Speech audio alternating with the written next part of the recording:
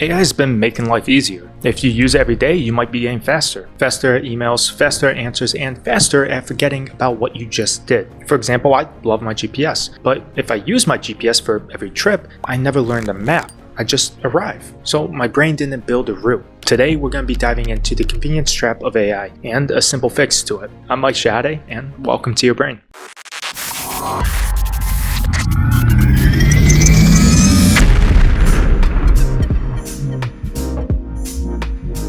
Let's keep this simple. Think of your brain like a muscle. When you don't strain a muscle, it doesn't get stronger. And learning is the same. Memory likes effort. Not suffering, just effort. Because effort tells your brain, oh, this matters. Save it. Here's a word for that. Friction. See, friction means a little work that wakes up your brain. That friction tells your brain that this matters and to tag it for long-term storage. If you skip the friction and just grab the finished answer, your brain's gonna tag the information as forgettable. This is also why trying to recall something helps you learn it. When you pull information out of your brain, you strengthen the path to that information. That's called retrieval practice, and it is consistent in helping long-term memory learning. So if a tool does the thinking for you, your brain is doing less building, and your brain's ability to build new pathways is called its neuroplasticity, and it's the biggest superpower our brains do have. Think about the difference between my father and me. I use GPS for every drive. I still get places, even sometimes faster than him, but I don't learn the route. My dad grew up using directions and street signs. He had to pay attention and recall past drives, so now he can get around a lot more freely than me. See, that's the trade. Convenience gets you there easier, but friction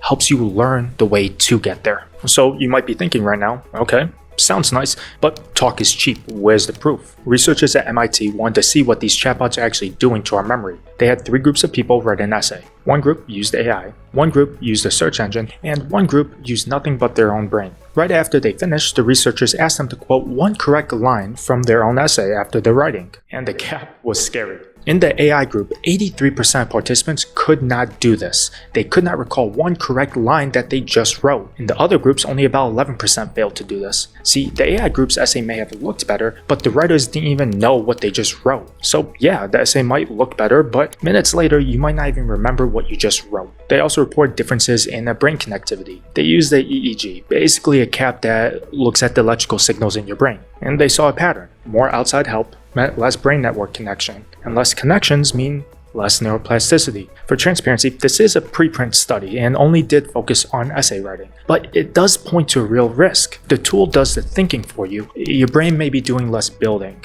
So tell me what you think. If AI fixes your grammar, is that still you? How about if it helps you organize your thoughts? Still you, right? But what if it writes a paragraph for you? Or 2, or 3, or the entire paper? At what point does your work not become your work anymore? Because in the same study, people reported lower ownership of the AI written essays. So the question becomes, are we using a tool or just handing away the steering wheel? So what? Is AI evil and making us all dumb? No, I use AI. I like AI. This is not a Skynet is coming video. This is about how to use AI to support you rather than shrink you. And the most promising pattern that the study showed was that brain first, AI last. In the same study, the people who actually wrote a draft before using AI showed the strongest memory recall. So here's your 3-step manual on how to use AI for your benefit. Step 1, this is the brain splat. Spend about 5 minutes before you even touch AI. Get your thoughts on a paper. Bullet points, mind maps, or just a messy paragraph. Write down what you know and more importantly, what you're curious about. This adds friction and it tags the information as important in your brain. Step 2,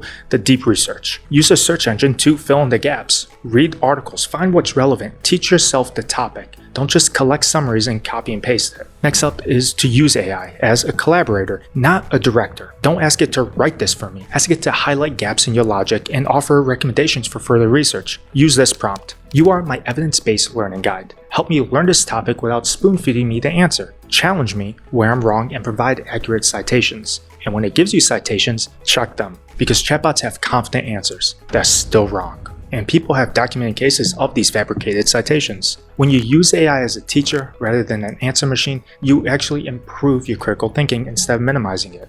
Things that are easy are tempting. But if you refuse to struggle, you might find yourself needing a GPS to find your way to work every day. Don't let the convenience become a loss for you. Here's a final question I want to leave you with. In your life, what's one thing that's actually worth struggling for? Tell me below. If you want to read more about this topic or some resources about evidence-based learning, check out my website. I'm Mike, and I'm happy you're here.